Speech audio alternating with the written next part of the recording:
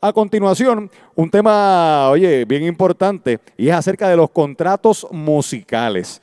Ahora sí, yo les digo que estén bien pendientes, ya que vamos a estar hablando acerca de lo que debes saber a la hora de usted firmar un contrato. Y quiero que le den un fuerte aplauso a nuestra moderadora, la licenciada Gira Santiago, acompañada de la licenciada Patricia Rivera McMurray y el licenciado Edwin Prado.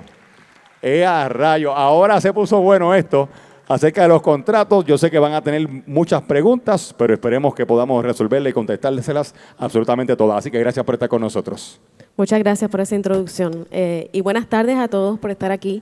Estoy súper contenta de estar con estas dos personas que tienen muchísima experiencia en la industria musical.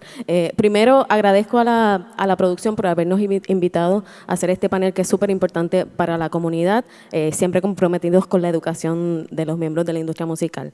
Yo soy Gira Santiago, yo soy abogada especialista en música y entretenimiento, me gradué de la UPI, de la Escuela de Derecho, y también tengo una maestría en la Escuela de UCLA de Los Ángeles, y además soy profesora de Music Industry Law de la Universidad de Puerto Rico, recinto de Río Piedras.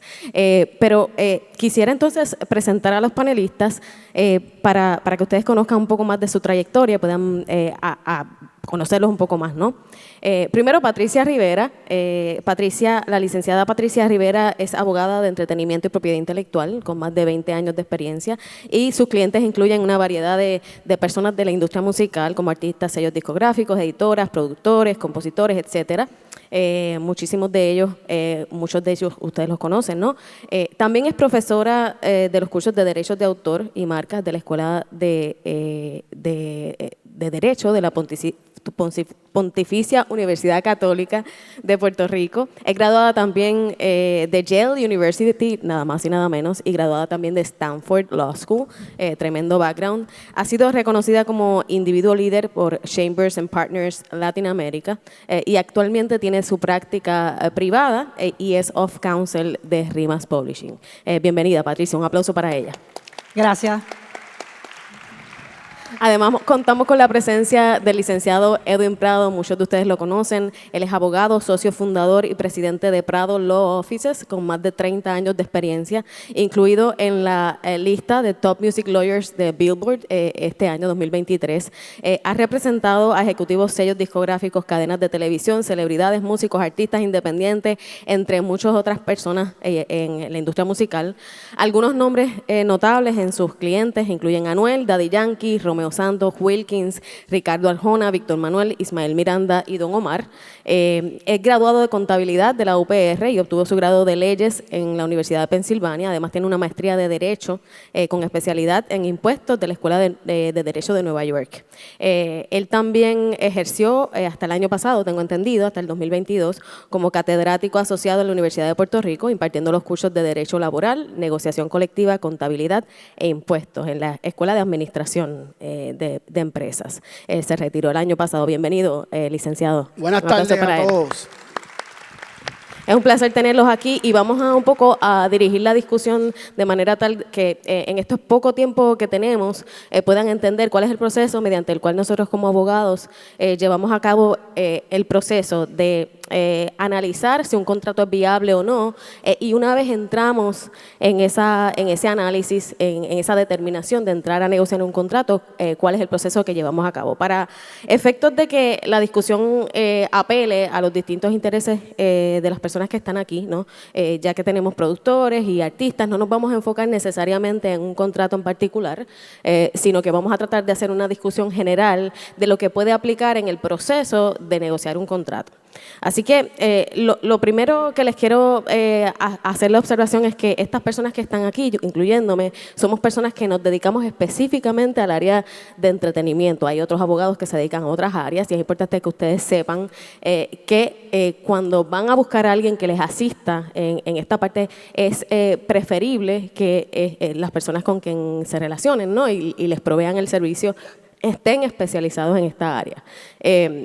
Tomando eso en cuenta, todos estos conceptos, como le dije, pueden ser aplicables a todos estos contratos como discográficos, de edición musical, de manejo, y cada uno de ellos tiene particularidades diferentes.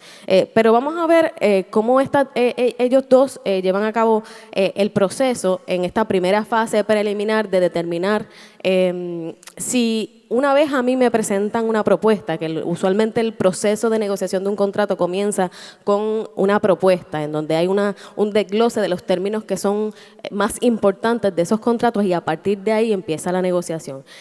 Yo quisiera hacer la salvedad que en mi proceso yo llevo a cabo un análisis de las partes, de en qué punto de la carrera, si es un artista, si es un manejador, está mi cliente, cuál es el perfil de la otra parte para yo saber qué es lo que esa persona va a traer a la relación con mi cliente. Pero eso es lo que yo tomo en cuenta. Yo quisiera saber, empezando por Patricia, en ese proceso preliminar, ¿qué es lo que tú tomas en cuenta?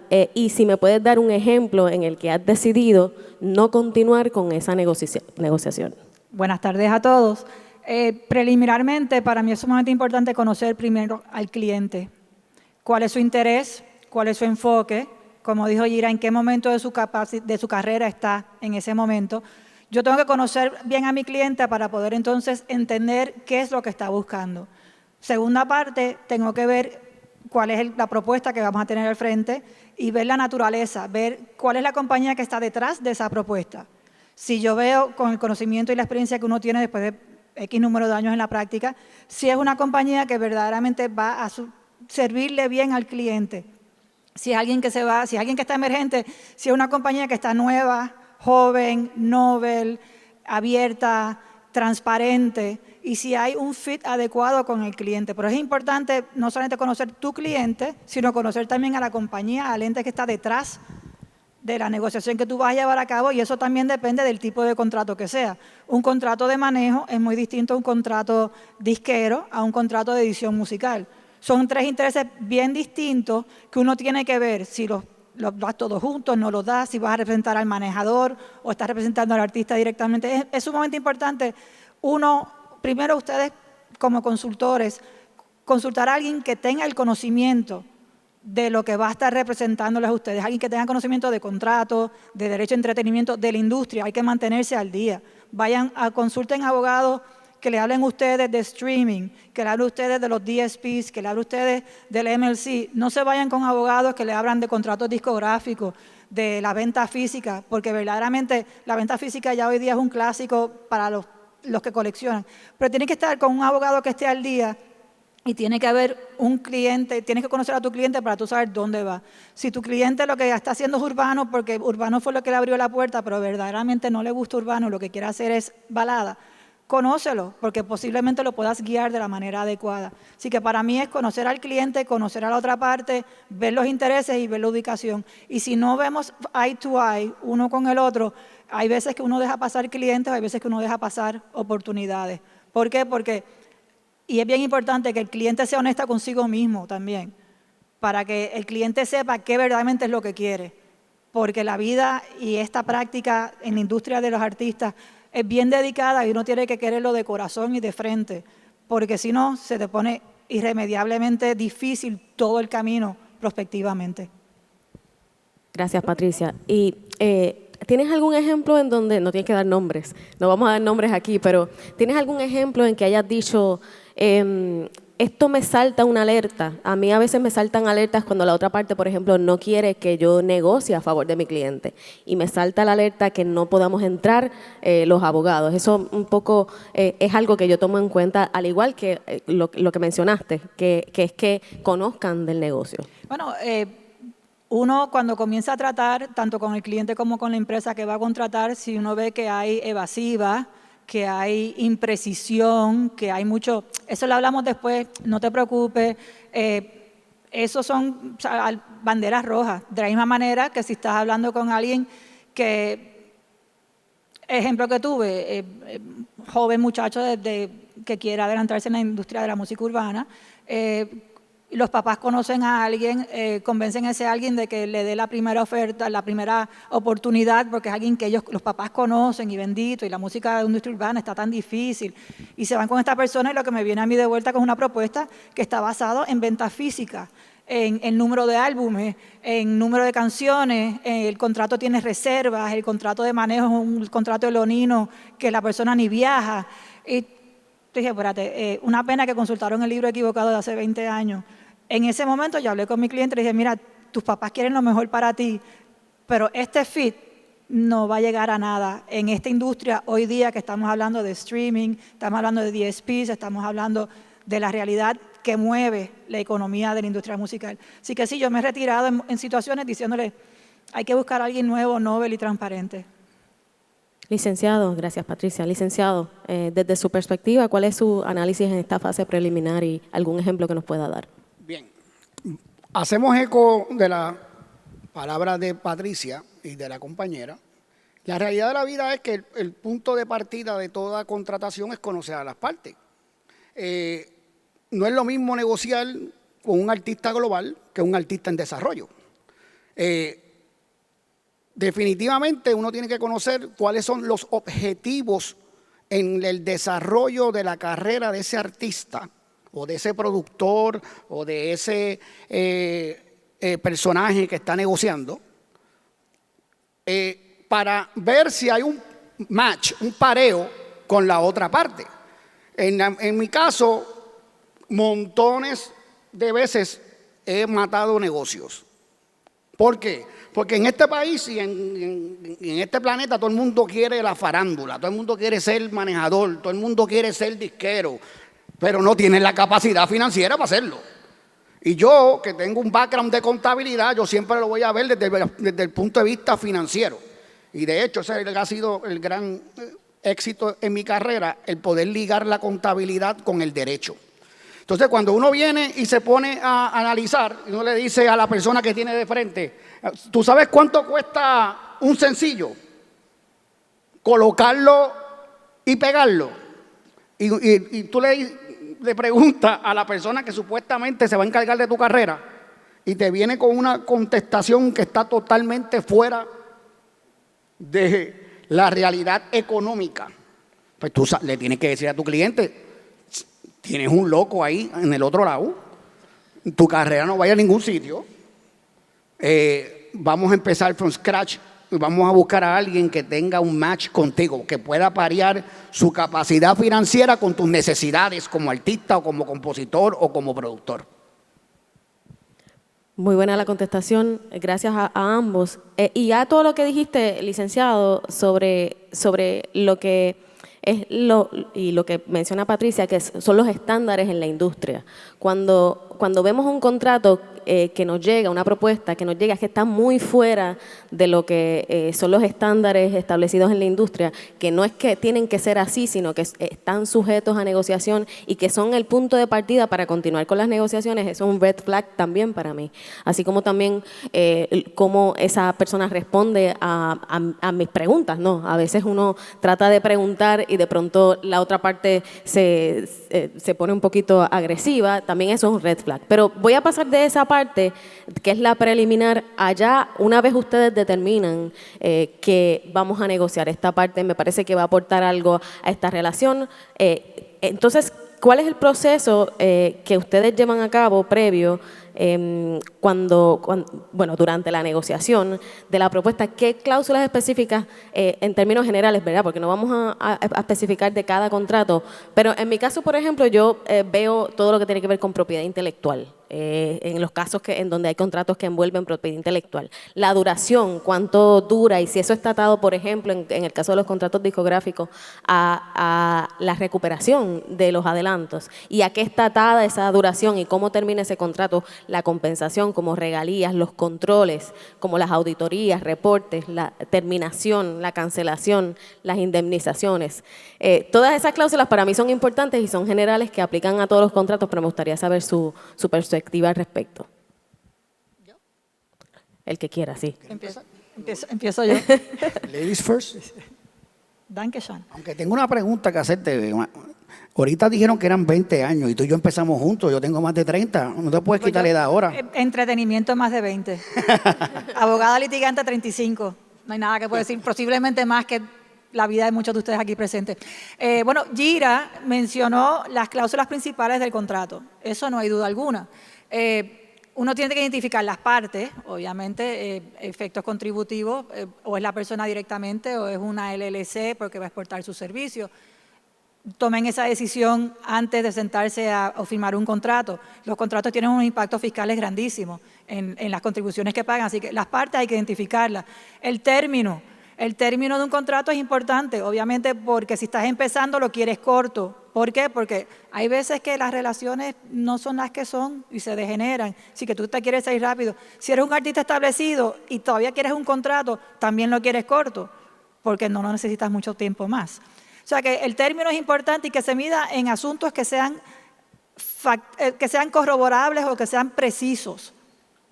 Lo mejor siempre es un término calendario. 3 años, coge tus bártulos y te vas. Pero están los contratos, los años, están las opciones, que sean automáticas o no. Yo prefiero que las opciones no sean automáticas para dejarme una salida. La visión mía casi siempre es, vamos a entrar a una relación, pero que sepamos que tiene un fin y que el fin sea bueno entre las partes y que sea verdaderamente, como dice en inglés, attainable, que vaya a ocurrir. La esclavitud, señores, se abolió hace más de 100 años. No hay por qué estar la vida productiva de algún compositor o de un artista atada a una sola entidad. Vamos a renovarlo, eso es importante. Los adelantos, a pesar de que la jerga de la industria es que más alto el adelanto, mejor es el artista, más te van a prometer, más te van a promocionar. Puede que sea cierto, puede que no. Los adelantos tenemos que ser prácticos y pragmáticos. Usted es el que va a borrar ese adelanto. Si usted pide mucho al frente, y pues se puede tardar en vez del tiempo calendario de 2 años, 3, 5, 7, 9 años en borrar un adelanto. Hay que ser juiciosos. Y el adelanto lo tiene que decidir usted, el artista. No deje que su abogado lo decida, mucho menos deje que su manejador decida su adelanto, porque el manejador no canta. El manejador hace muchas cosas buenas, pero tampoco compone. O sea que el insumo del manejador en los contratos disqueros o en los contratos de edición musical hay que tomarlo con guantes, con pinzas. ¿Por qué? Porque ellos no hacen eso. O sea, para mí, entonces, el adelanto, pues algo práctico y pragmático. Obviamente la compensación, ustedes quieren saber o cuánto dinero le va a llegar al bolsillo o cuán rápido van a borrar su adelanto. Así que todas las cláusulas son importantes, pero de nuevo van a tono con el cliente y el momento en el que el cliente esté en su carrera y lo que quiera sacar. Uno entra a contratos a veces porque quiere contratos para abrir la puerta. Hay otras veces que tú entras a un contrato porque ya estás establecido y quieres maximizar algo. Quiero maximizar, globalizarme, quiero maximizar un mercado secundario. Y en mi situación, en el mundo ideal, una buena cláusula de salida siempre es importante. Si los matrimonios se rompen por el trajín y la contumacia de los años que pasan, ahí tiene que haber una salida bonita para terminar un contrato de una manera u otra. Cuando ya las partes, entre comillas, no se quieren o no tienen la misma visión. Es mejor acabarlo amigablemente que en vez de acudir a los tribunales. Porque en los tribunales dicen que lo único que ganan son los abogados, posiblemente sí, pero es que es una pérdida de tiempo. O sea que para mí, tanto la entrada como la salida de un contrato son igual de importantes y tiene que haber una salida que sea amigable, práctica y que haga sentido para ambas partes. Y no quiero seguir monopolizando el tiempo, así que Edwin. Gracias, Patricia. En mi caso, una vez que definimos las partes y decidimos que las partes tienen un pareo, el segundo punto en el orden que yo utilizo sería ¿cuál es el objeto del contrato? Vamos a hacer una licencia, vamos a hacer un contrato de venta de una grabación matriz. Definir claramente entre las partes cuál es el objetivo, el objeto de este contrato, porque ahí vienen las contraprestaciones. Dependiendo del objeto del contrato, ¿qué cedo yo y qué cede la otra parte? ¿No? Pues yo, como dijo la compañera moderadora, todos los contratos de la industria de entretenimiento, el 99.9, hay una transferencia de una propiedad intelectual. Y esa transferencia de la propiedad intelectual se define a base del objetivo.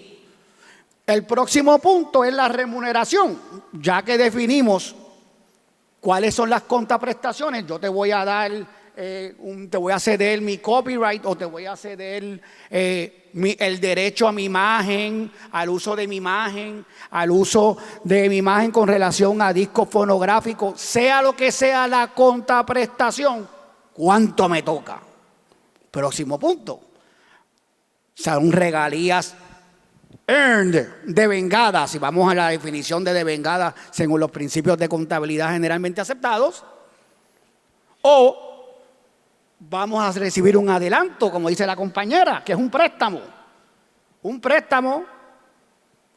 que usted va a tener que devolver y que puede extender su contrato. Y vamos al próximo punto, que es los términos, tiempo. Ese adelanto no recuperado puede extender tu contrato si no hubo recuperación. El término de ese contrato puede ser, como dice la compañera, por años naturales, contabilizado por los 365 días que tiene un año, o puede ser que se negocie, como la gran mayoría de los contratos, a base de la contraprestación. ¿Cuántos LP, cuántos discos, cuántos sencillos me tienes que entregar para acabar y liberarte y que se acabe la esclavitud y salgas corriendo como salió Moisés de Egipto? Un asunto se me quedó, el asunto de las responsabilidades, que el licenciado Prado habla como las contraprestaciones. ¿Quién tiene que hacer qué y cuándo? Es bien importante. Y es responsabilidad de entrega. Yo entrego las cosas, pues el artista tiene una responsabilidad de entregar. ¿Quién es el responsable de hacer promoción y mercadeo? ¿Quién es el responsable de pagarle a los productores? ¿Quién es el responsable de conseguirme mi tiempo de estudio? ¿Quién es el responsable de conseguir los contratos de toda la gente que está trabajando en mi grabación, en mi master sound recording? Todas esas responsabilidades se tienen que discutir y se tienen que incluir en los contratos. Y lo que se pone en un papel, en un contrato, es ley entre las partes. Uno no debe poner en un contrato algo que uno sabe que no va a cumplir o que sabe que no es aplicable. Es contraproducente tener ese tipo de cláusula. Sí, de la discusión que ellos acaban de tener, creo que coincidimos en que siempre debe haber un balance, ¿verdad? En donde las partes, como dice el licenciado, en donde las partes ceden algunas cosas y retienen otras, dependiendo de cuál es la intención y el propósito, como dice el licenciado, del contrato. Hay veces que hay algo que no es tan importante para mí y que yo puedo ceder a cambio de que la otra parte quizás me dé algunos términos que yo necesito dentro de lo que son mis circunstancias en ese momento particular.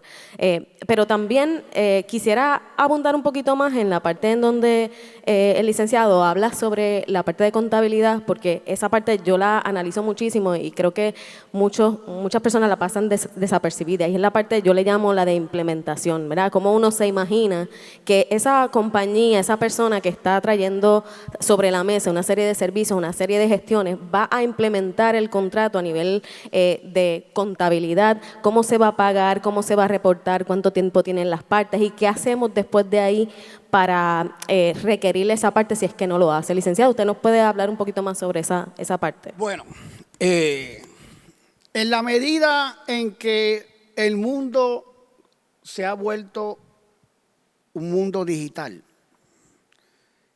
la contabilidad es mucho más sencilla. Más que contables, necesitamos programadores que puedan descifrar la contabilidad que te dan los sellos, las multinacionales. En el mundo físico teníamos un montón de cláusulas que usted leía ese contrato discográfico y usted lo que pensaba era que quien se inventó esto lo hizo solamente para confundir. Y les voy a hablarles un poquito de eso para que ustedes entiendan. Cuando Patricia hablaba de gente que todavía tienen en los contratos el verbiage, el wording del físico, el mundo físico. En el mundo físico, las multinacionales se inventaron unos trucos que llamaban, el primer truco era el descuente por volumen. Pues cuento por volumen era que si se distribuyeron 1 millón de copias físicas, 200,000 te las deducían automáticamente. ¿Por qué? Ese es el gran misterio.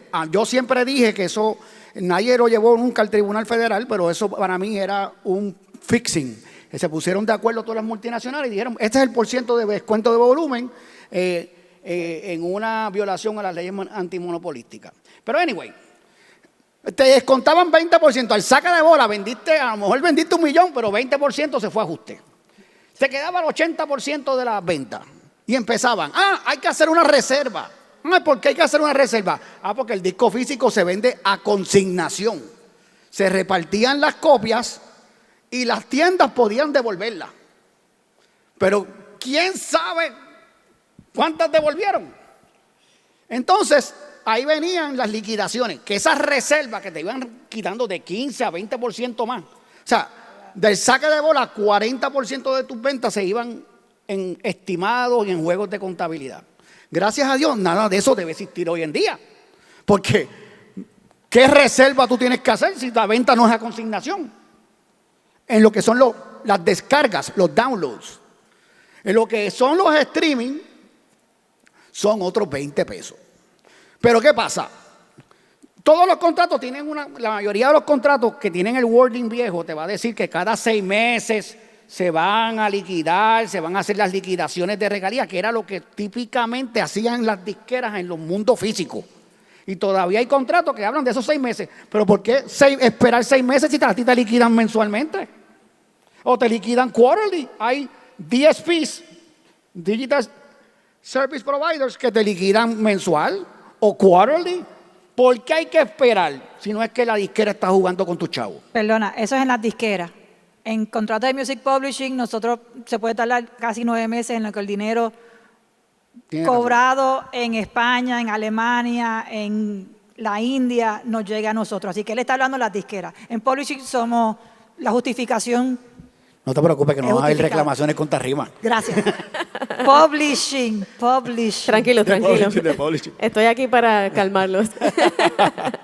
Pero es interesante lo que el licenciado habla porque también es importante que se identifique cuáles son las cosas en ese contrato que ya no están atemperadas a esta realidad y dependiendo del contrato es donde tú vas a determinar si ese término que se te provee el reporte o lo que sea que van a proveerte es acorde con la gestión que se hace.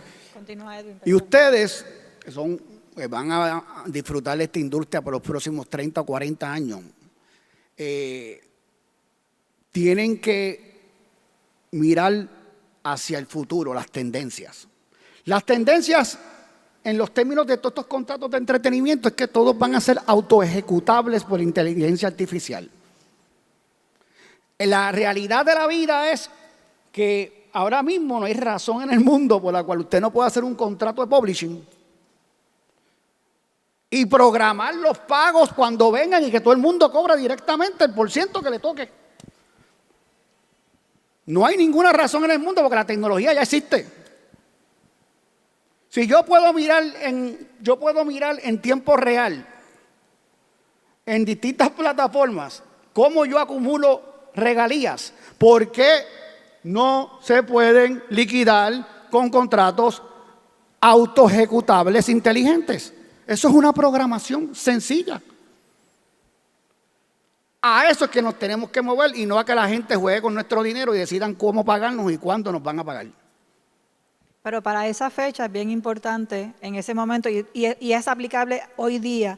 La metadata es crucialmente importante. Edwin habla de los programadores, nosotros los que generan contenido y toda composición, toda grabación matriz, eso es contenido. Esa metadata que identifica, dependiendo del programa que ustedes usen para subir o el DSP que ustedes usen para distribuir o la editora que usen para administrar su publishing, toda esa metadata es crucialmente importante y esa metadata comienza con ustedes y es crucialmente, no puedo dejar de enfatizar la importancia de que esa información esté correcta el nombre, esté correcta el productor, esté correcta el compositor, esté correcta la disquera, esté correcta el IPI de los PROs, esa información esté correcta. Nosotros tuvimos hace poco una convención donde dijeron que Jay-Z tenía sobre 50 maneras de escribirse en los registros de monetización a través de las 300 plataformas que monetizan y cobran.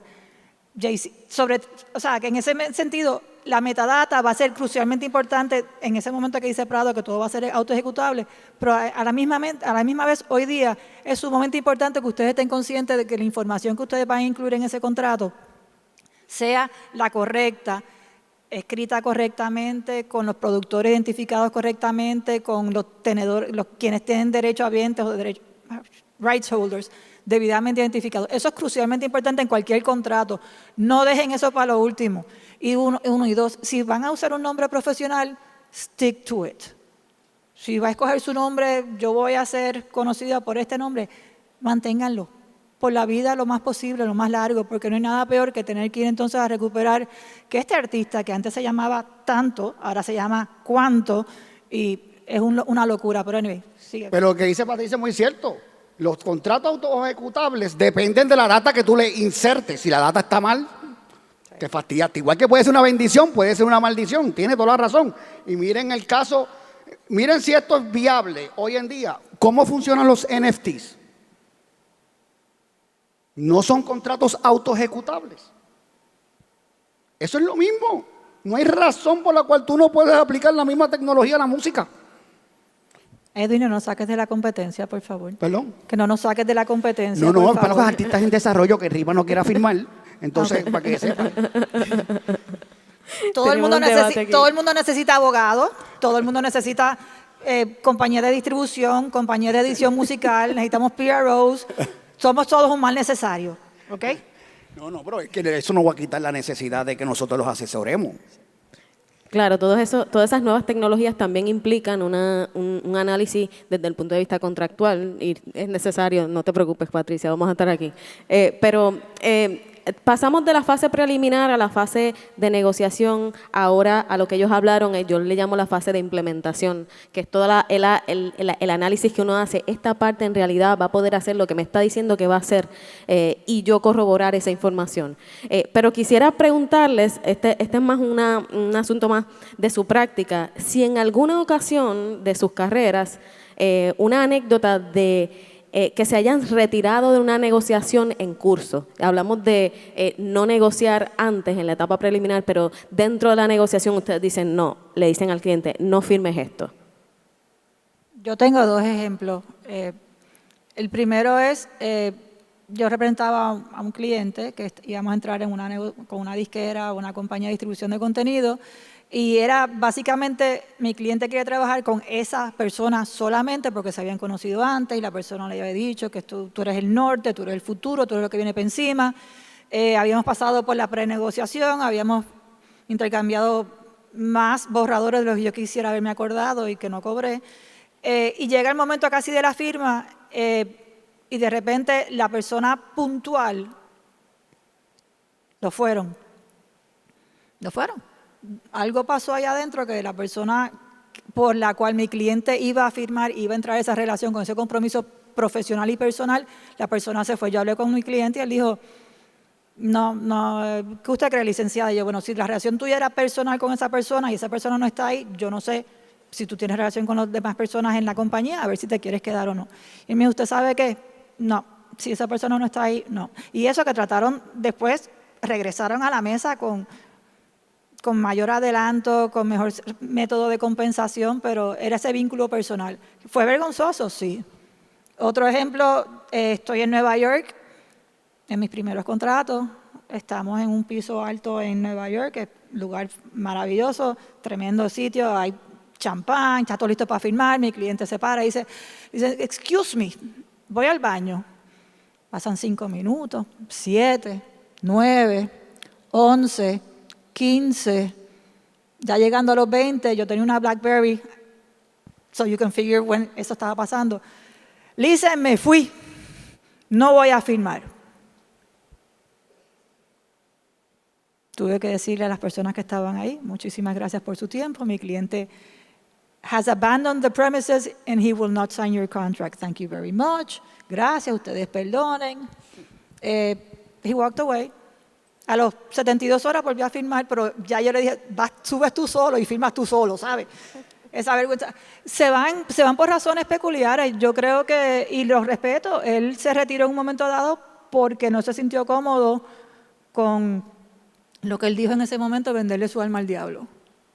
¿Qué les puedo decir? Pero han habido situaciones donde se han retirado por decisión del cliente. Los abogados, yo como abogada casi nunca intervengo en esa decisión de firmar. Si la persona quiere firmar y yo reviso el contrato, pues para adelante. Es muy personal. La relación contractual es una relación muy personal. El artista es mucho de vínculos personales, no tanto con las disqueras, pero sí con sus manejadores. Si hay mala sangre, si hay algo que no les va bien, es mejor abandonar antes que tener que romperlo después de firmado. Licenciado, sí.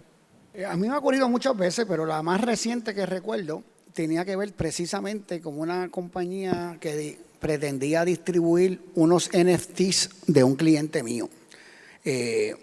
Y cuando me puse a analizar el contrato y hacerle preguntas al caballero, a la empresa, sobre ese contrato, me di cuenta que no tenían la menor idea de lo que estaban hablando. Era un contrato autointeligente, pero sin embargo ellos tenían reservas y tenían un montón de cláusulas, lo mismo que estábamos hablando, que no eran compatibles con vender digitalmente NFTs, y era de composiciones. Cuando terminamos la conversación, que yo estaba educando a esa gente de todo lo que el contrato no tenía o tenía que no hacía sentido, le dije a mi cliente, muchachos, tú quieres engavetar tus composiciones, vete con esa gente de NFTs. Ahí murió la transacción. Pero he tenido un montón durante la trayectoria de cosas que, ¿verdad?, no puedo hablar, pero de artistas globales que he estado con una empresa multinacional hablando y al otro y a punto de firmar, y viene el CEO de otra empresa y me llama, me dice, vente para Los Ángeles, estoy en Nueva York a punto de firmar un contrato con Atlantic y termino con Interscope. Me ha pasado. En este caso particular era porque la persona que se interesó era nada más y nada menos que Jimmy Iovine, una leyenda de la industria de la música. Yo me hubiese ido. Yo me hubiese ido también. Así que, Y quiero un poco abundar en esa parte porque yo como abogada también he tenido esa experiencia. Yo me enfoco también en la parte educativa y procuro que mi cliente entienda cuál es la implicación que tiene firmar ese contrato, independientemente de que eso corte esa negociación o me afecte en alguna medida en esa negociación. Y quiero traer a la mesa también este tipo de transacciones que se hacen no con abogados, sino con managers, porque hay un asunto ético también aquí, cuando se trata de un manager, que se está ganando un porcentaje de esa transacción y en qué medida hay conflicto en el sentido de que la persona, el manejador quiere que firme ese contrato que a lo mejor no le conviene y a largo plazo no le conviene al artista, pero sí le conviene al manejador. Quisiera que ustedes me dieran brevemente qué piensan sobre esas cuestiones éticas que también se dan en este tipo de contratos, que hay que tomarlas en cuenta también nosotros como abogados. Wow. Un manejador es importante en la vida de un artista. Eso no lo despinta nadie. Ahora bien, el norte del manejador tiene que ser el mismo norte del artista. El manejador no puede ser más farandulero que el artista. El artista es el norte de todo. Es una situación ética peculiar. En el caso mío, cuando yo me contacta un manejador para entrar o sacar a un artista de una relación contractual, yo sí le digo point blank al manejador que yo agradezco su gestión, no tengo ningún problema, pero que él tiene que estar consciente que yo voy a velar por el interés del artista, no del manejador. Porque es bien, como les dije hace poco, son muy pocos los manejadores que componen. Son muy pocos los manejadores que se paran en una tarima o se ponen 35 días al año a hacer shows.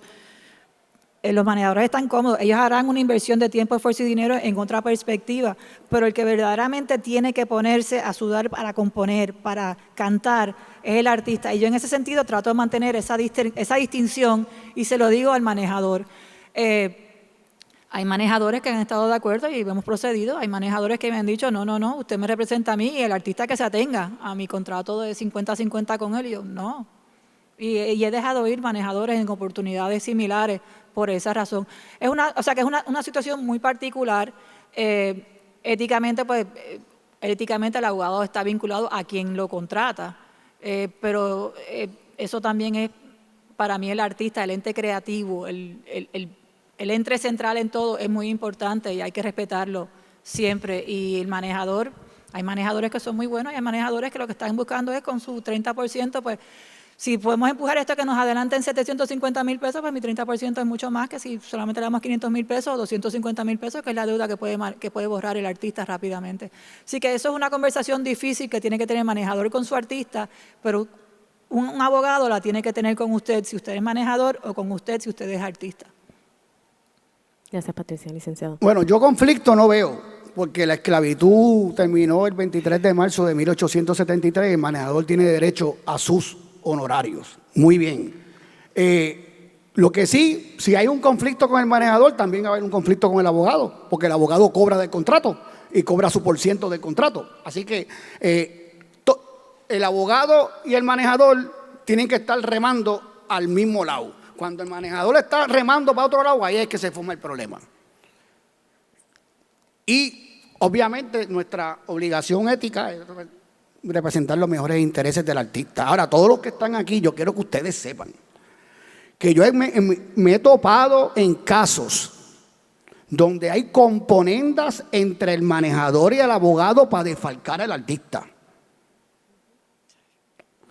Y tienen que he tenido en los últimos 2 años, he visto ya 2 casos de esos. Y de los abogados que suenan mucho, que suenan bonitos y gringos y todo lo demás, componendas con manejadores o con terceras personas para desfalcar.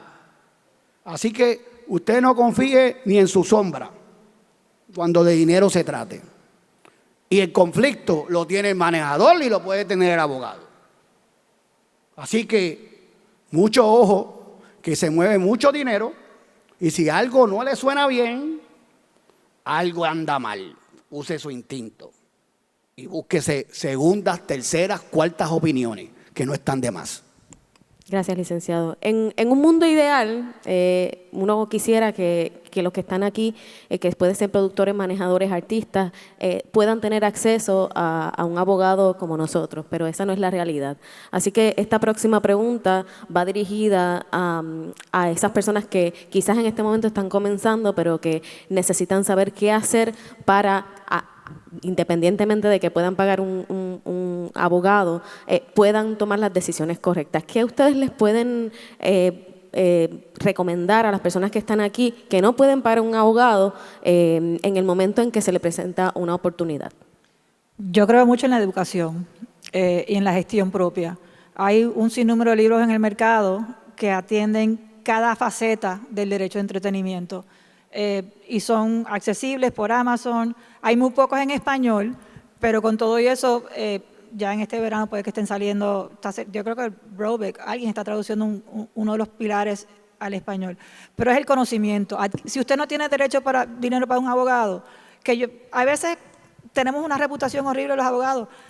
Hay muchos abogados que yo mi primera consulta usualmente no la cobro, porque puedo ubicar a la persona y dirigirla a donde es. Fomento la autogestión. Gran parte de ustedes son jóvenes hoy día. El Internet es una fuente increíble de información cuando se acude a los lugares correctos. Esta mañana yo creo que fue Silvino el que dijo, vayan a los FAQs de todas las entidades, los FAQs de copyright, los FAQs de trademark, los FAQs de Sound Exchange. FAQs son Frequently Asked Questions, los FAQs de TuneCore, de Apple Music.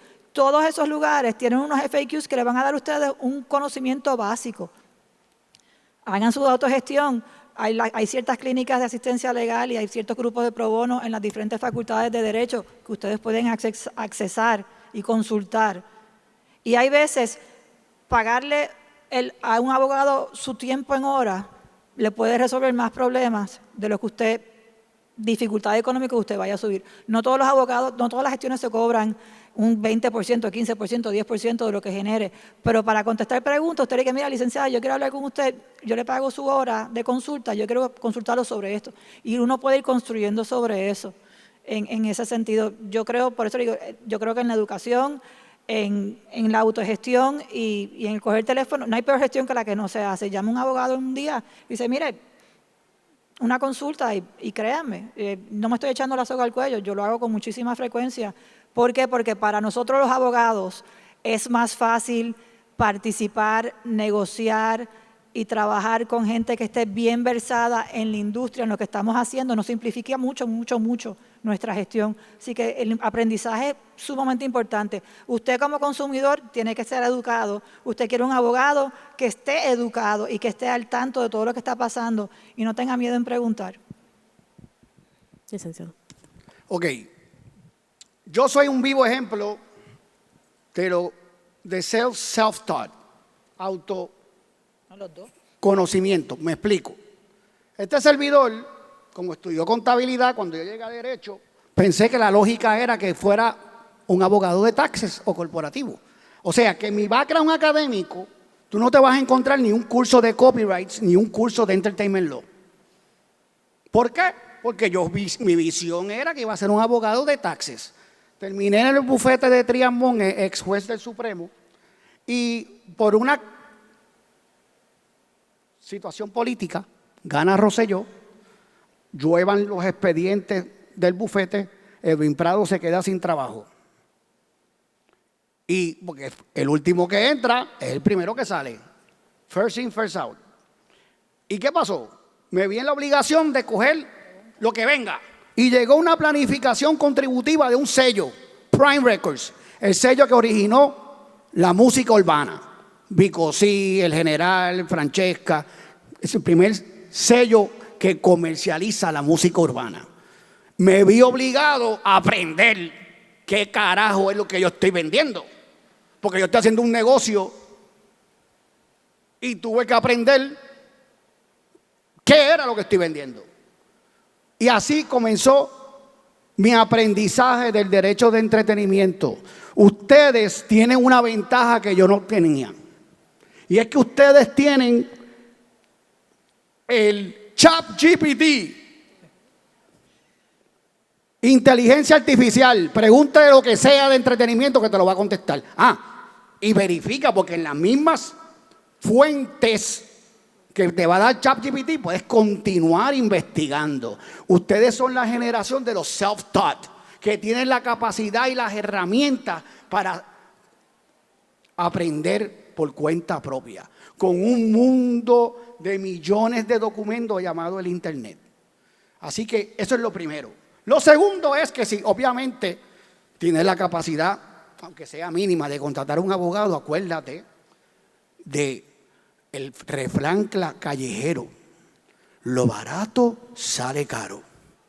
Te buscas un abogado chipichape, así mismo va a ser lo que vas a recibir para atrás.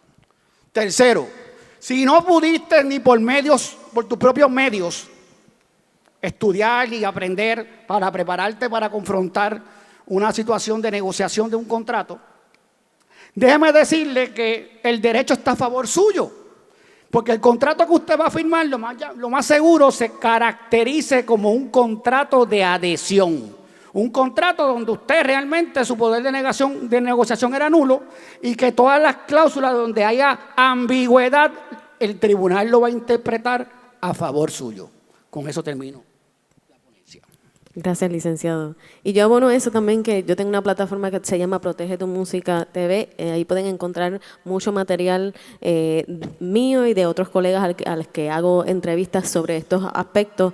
Quiero agradecerles la participación a estos dos panelistas. Vamos a pasar un momentito a las preguntas, si es que hay alguna en la audiencia. Me dice la producción por aquí cómo vamos a trabajar esto. ¿Hay preguntas? ¿Hay preguntas por ahí? Es que con la luz no vemos. Es que se fueron a ChatGPT a hacer las preguntas. La segunda pregunta, ¿hay micrófono abajo o pasamos el nuestro? Ahí Voy viene. por aquí el caballero de la gorra, creo que es rosa o blanca. Vamos a ver. Saludos, Yaumil. Una pregunta, ¿se podría modificar los contratos? Por ejemplo, el caso de Farruko, que pues cambió su estilo de vida. ¿Cómo se podría, verdad, ponerse de acuerdo con, verdad, con el sello discográfico o con el manejador? Yo creo que el diálogo es crucial. Todos los contratos se pueden modificar o se pueden enmendar mientras se haga por escrito con la firma de las partes afectadas. El asunto de Farruko es un asunto que obviamente hubo un pivot, él giró su mercadeo, su persona, persona artística.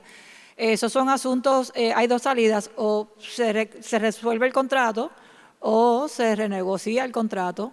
Pero es un diálogo. Los contratos no son letra muerta, son letra viva en muchas situaciones. Hay que negociarlos y entrar a dialogar con ellos. Pero si uno es una disquera, uno pues toma previsión sobre eso y dice, bueno, pues yo te estoy, en los servicios que usted me va a brindar, nunca se pone el tipo de artista que uno es, pero se deja suficientemente amplio para cubrir esa situación.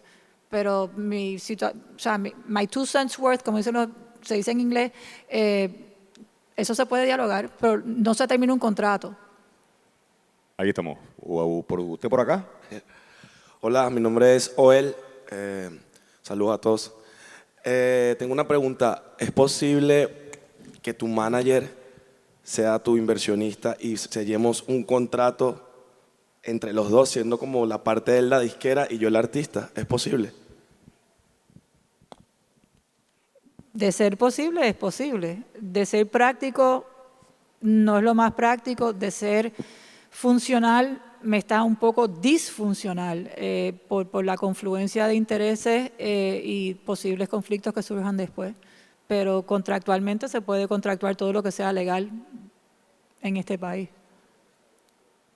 Sí, por favor, los acuerdos verbales de inversionismo o los acuerdos verbales sobre desarrollo artístico son muy particulares, sobre todo porque los acuerdos verbales no constituyen una cesión o transferencia de la propiedad intelectual envuelta. O sea que si no hay un contrato firmado entre las partes diciendo que las partes van a ser cotitulares o a haber una cesión de la propiedad intelectual envuelta, y la propiedad intelectual es la composición, la grabación matriz o cualquier producto u obra que se genere. Si no está por escrito, no hay cesión. En el caso del artista eso es bueno porque el artista es el autor original y se queda con eso. En el caso del inversionista eso es malo porque no tiene que hacer valer. Edwin. Bueno, por acá, usted es el último, siempre empiezo contigo, pero en esta ocasión decidí terminar contigo. Buenas tardes, mi nombre es John Wong, un placer. Como artista en desarrollo, yo sé que lo mencionaron un poquito por encima, pero me gustaría abarcar más en como que en qué punto es que yo sé que debería hacer el acercamiento a un abogado, cuándo esa inversión vale la pena, porque yo estoy empezando a entrar en contrato ahora, pero es más bien como para shows, o like split sheets y cosas así, que no es, pero en qué momento yo sé como que esta inversión vale la pena. En el principio. Nosotros debemos estar ahí contigo desde que decides entrar a ser artista. ¿Por qué? Porque toda relación que tú hagas, mientras mejor asesorado estés, mejor va a ser para ti ese resultado. Digo, en el caso mío yo recomiendo todo desde el principio. Mira, yo no sé si tú dices. Sí, yo concuerdo. Aunque sea, como mencionó Patricia, limitadamente, cuando estás comenzando, que le pagues una hora en la que podamos hablar y te podamos poner en perspectiva de hacia dónde vas. En mi caso, en mi práctica, mi práctica no necesariamente es un law firm, una firma de abogados, sino que implica otro tipo de servicios. Yo a los clientes, en esa primera consulta que las requiero para cualquier servicio que voy a ofrecer, le preparo un plan de trabajo. Y de mi consulta tú sales con un plan de trabajo no solo sobre lo legal, sino sobre todo los demás aspectos, como por ejemplo monetización y todas las cuentas que tienes que abrir, cómo registras la propiedad intelectual. Así que hay la oportunidad de que nos contacten a cualquiera de nosotros para hacer ese tipo de gestión, para ponernos en dirección. Una vez llega a un punto en donde, por ejemplo, yo considero que es importante el momento en que tú vas a transferir tu propiedad propiedad intelectual, que eso es lo que tú creas, eso es el corazón tuyo, ¿no?